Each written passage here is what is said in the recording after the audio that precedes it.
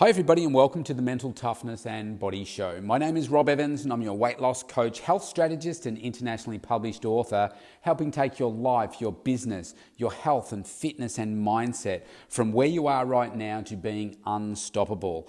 And what I want to talk to you about today is around doing it for the first time. And I've got 7 steps to when you're doing something for the first time, how can you really address it properly? Now, in the theme of the last few days, I want to talk about our health and fitness. We're heading into the end of the year. It's the number one goal that people set around the globe for the start of the next year, what they want to achieve. It's normally around weight loss.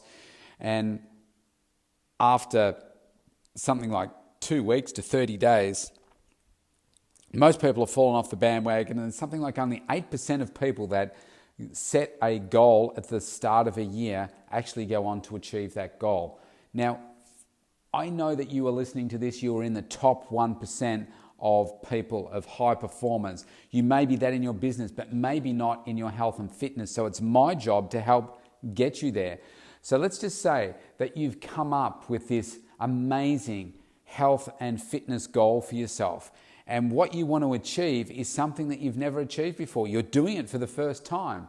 I was just having a conversation in a coaching session with somebody a couple of hours ago, and they were telling me that they've never been able to do this before. They probably can't do this because, I'd like slimmer legs, but I've always had bigger legs. I've got bigger legs. I'm bigger boned. I've always been this way. So all of those things are people telling themselves a story as to why they can't have something. Not having the time, not having the resources, not having the space, not having the equipment, not having a gym that's open, not having the accountability, the coaching, whatever. People just create these stories in their own mind as to why they can't have something. So when it comes to having something for your health and fitness for the first time, there's 7 steps that I think we need to do. And the first one is to do what I just did there. Identify what are all your limiting beliefs that you have around why it is that you can't achieve this. I've always had big legs. I know I can do it. I just need to get myself right. I'll get there. I was like, well, hang on. No, you won't. Not with that mindset. You know, I want to lose 40 kilos, but I've never been able to really get below 100, even though I need to, get down to probably 75. It's like, if I can get to 100, that'll be okay. Why are you limiting yourself at 100? If you know that your best weight has been 95 kilos before, where you were like, yeah, I was pretty happy with that, but you know that that's still unhealthy for you and you probably need to lose another 20 kilos from there. Why are you setting yourself at that higher level? Well, you're doing it because you don't believe that you can get to another point. And say, why don't you believe that? Oh, well, I haven't been able to do it before. Well, yeah, if we're doing it for the first time, of course you haven't been able to do it before.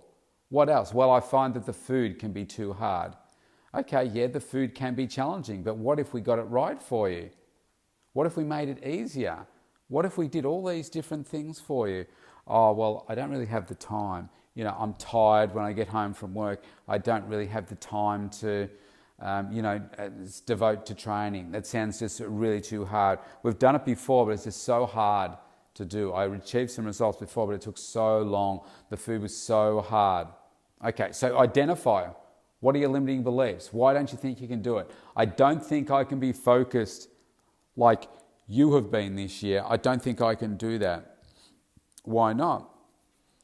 Well, I haven't been able to do it before. Identify what are your limiting beliefs. That's the first thing. And then step number 2, guess what that is? We need to crush those limiting beliefs. You need to write all those limiting beliefs down and then set the paper on fire, form a video of yourself of it and say, these are my limiting beliefs. Read them out and then burn it and video yourself and keep it on your phone so that you can say, I've just burnt my limiting beliefs. I am now capable of anything. You need to create this vision for yourself that is so big and bright that you can envisage it in your mind's eye at a snap of your fingers. That's what I want. That's what I want. That's what I want. And what have I done these last couple of days? I said, let's get emotional about your health and fitness. That's step number 3. Get emotional. Really feel why it is that you want this. Dig deep, deep, deep into the soles of your shoes and get emotional. If it means you need to cry about it, then cry. Because if you do that, that will connect with a different part of you that perhaps you haven't connected with before. If your driving force is to have children and you know that you need to lose about 40 or 50 kilos to do that, then get damn emotional about it. If it means that you need to change your lifestyle, if it means that you need to throw all the food out of your pantry and your fridge and your freezer and restock it with healthy food options, then you need to do that. If the fact that you've lost your parents when they were young, too young, they passed away too early from cancer, diabetes, heart disease, stroke, you name it. If that makes you emotional, then get emotional about it. Immerse yourself in it, which moves me to step 4. Yesterday I spoke about immersing yourself. Immerse yourself completely in this stuff so that you feel it. And that makes it possible to achieve something for the first time because you are surrounding yourself. Did I talk about yesterday? All the things that I've done. One of the things I left off, I'm standing in my studio right now. I'll give you one guess. If you listened to yesterday, what color do you think my gym is? It's gold. All the walls are gold. There's one section here which is brick, but the rest of it is gold. It's a bright yellow gold. Why? Because it's a motivating color. It makes me feel happy. It makes me feel strong. It makes me feel inspired. It makes me aspire to be a greater version of myself. So that's step 4. Step 5 is about coaching. You have to get coaching. If you're doing something for the first time, chances are you're not going to be great at it. Okay? You do anything for the first time and you're not great. My strength and conditioning coach, I was saying to him as we're getting towards the end of my final photo shoot, and I'm like, man, why aren't these grooves in my six-pack, why aren't they deeper? Why aren't they standing out more? And he said, this will be your worst time. Okay? He said, this is your first time and it will be your worst time because you haven't done this before. You haven't gone to this level before. So the first time that you do anything, you're not just magically, bang, I'm awesome at this. It takes time. So the first time you do it, it's not going to be as good as when? The next time you do it or the next time. But I knew that.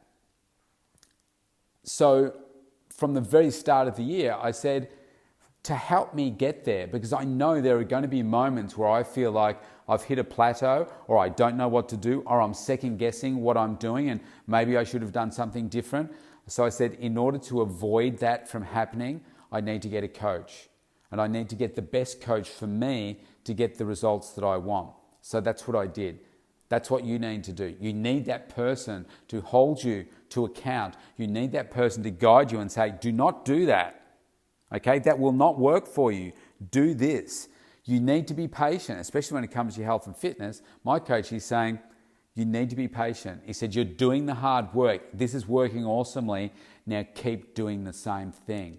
Where he says, this is where most people will say, they'll do something different. They'll do more things radical. They will increase the exercise. They will cut their calories more. But he said, you don't do that. You've got to let your body, let the muscles, let your metabolism change you. And that takes time. So that's step number 5. That's why you need a coach. Step number 6, you need to be coachable and you need to implement what the coach says. If you are not coachable, you're not going to change anything. I've started coaching a number of clients before and they're just not coachable. They don't want to change. If you don't want to change, how much are you going to change? 0%. Because they think they've already got the answers. They don't believe what it is that you're saying. They don't believe that they can change, or they just think what it is that they're doing is right. I remember coaching a young girl, and this is the double-edged sword about doing something for free. I was coaching her, I gave her, I think it was 2 months free coaching her once a week. And look, not the sharpest tool in the shed, I think you would say. But after about week 3 or week 4, I was pushing her on coaching her on different aspects. She needed to do some homework, and she wasn't doing it. She said, "Oh, look, I've just never done this stuff before." And I said, "Yeah, I get that." And she said, "I'm just not good at this stuff, at writing things down and that kind of stuff." Like she was always like doing waitressing and that kind of stuff. I said, "I get that, but none of us are good at anything when we do it the first time. What I'm doing for you here is teaching you something new. And by going through this process, you'll get a new skill. And by getting that new skill, that will help you change from where you are to where it is that you want to be." In the end, she pulled out of the coaching. She said, "Oh, it's just not me." I was like, well, guess where she is now? In the same place. She wasn't coachable. So you've got to be coachable and say, "Yeah, I'm coachable," but are you really? Are you really open to doing things for the first time that may challenge your own thinking? You're so hung up on a particular idea or a particular way of doing things with your health and fitness that when somebody else comes along that you're not prepared to do anything different. And I'm talking about stuff that here is like it's science-based, and it's like it's not a radical, stupid thing that you're doing. It's a sustainable way of eating and exercising, etc. You need to be coachable. You need to be open to it. And if the coach tells you to do something, guess what? You need to do it. You need to implement immediately. As soon as my coach told me to do something differently, like whether it was increasing my omega-3 fats or increasing the amount of plant-based food or whatever, I would send back straight away, "Done." Step 7, really important. I want you to track. I want you to measure. I want you to change where appropriate, and I want you to repeat. Okay, repeat the process. Remember, we're doing this for the first time. If you're not tracking what it is that you're doing, how do you know how you're progressing? Some days you'll say, "I'm doing great." Other days when you may be actually doing great with your numbers, etc., you'll make up a story because you've got out of the bed the wrong way, stubbed your toe or whatever, or just feel down, to say, "It's not working. It's rubbish. It's not working at all."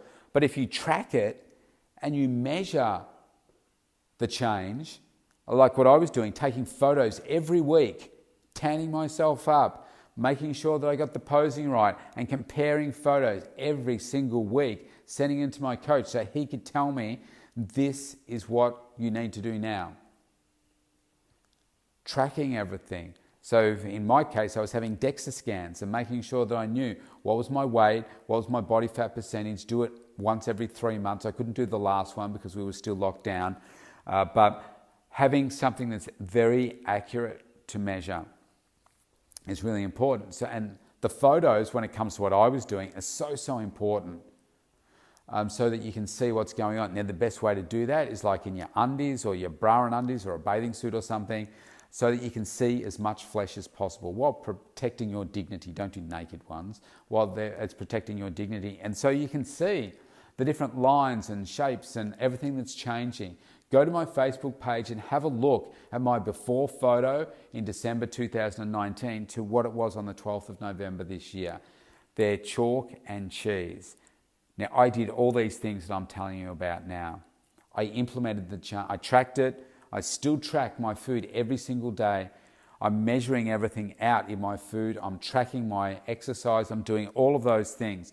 I make changes where it's necessary, where I need to have a bit of a rest. So like right now, for instance, I have slightly overworked my shoulder, my left shoulder, which was my last surgery that I had about 12 months ago. So it's playing up. So what do I need to do? I need to do a little bit more rehab and less exercise on that shoulder so that I can help it recover. So obviously I've just flared it up a little bit. So that's the change I need to implement, or changes that my coach says. And then I need to just keep repeating the process. So we're learning as we go. So if you're doing it for the first time, identify what your limiting beliefs are. We need to then crush what all those limiting beliefs are by doing that exercise. Write them down, read them out on video, burn it. I want you to get emotional. Can you feel the emotion in how I'm explaining this to you? Get emotional about what you want. Like, go back and listen to the podcast where I said people don't get emotional enough about their health and fitness goals. Then completely immerse yourself, which is step number 4, which was yesterday's podcast. Go back and listen to that one. Completely immerse yourself in what it is that you're doing for the first time, just like I did. You don't have to do it my way, but do it like that. Get your coach. Get organized. If you want me as your coach, go to thementaltoughnessandbodyshow.com and opt in for a free consult. That's the first step for getting coaching. Go to my Facebook page, Rob Evans' Facebook page, and you can see our Christmas specials for coaching right now. Step 6, be coachable and implement what the coach says. And step 7, track, measure, change, and repeat. And that's the way to do something for the first time. And the first time you do it, it will be awesome. It will be better than perhaps you thought, but it will also be your worst attempt. And just accept that and know that, okay, don't be deflated by that. Be excited like I was by the results and say, what next? Now let's aim for that next thing and go through the process again. It's such an easy process to do. Well, sorry, I will say it's simple, but it's not easy, because doing all 7 of those steps requires a lot of focus and determination, and how well you implement at each step will come down to how driven you are, how emotional you are, how well you're going to immerse yourself in this, how much you want this. For instance, if your goal is to just have, I don't say just, I don't mean it like that, but if your goal for your health and fitness is just to be healthy enough to have a child, and that can be a different amount of implementation to getting a 6-pack, okay? So you've got to be really driven by what it is that you want.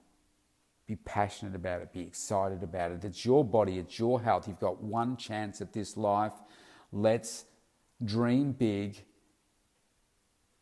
and let's completely achieve what it is that you deserve for your health. And if you're doing it for the first time, follow these 7 steps. Have a great day wherever you are in the world. Stay safe. I'll see you tomorrow.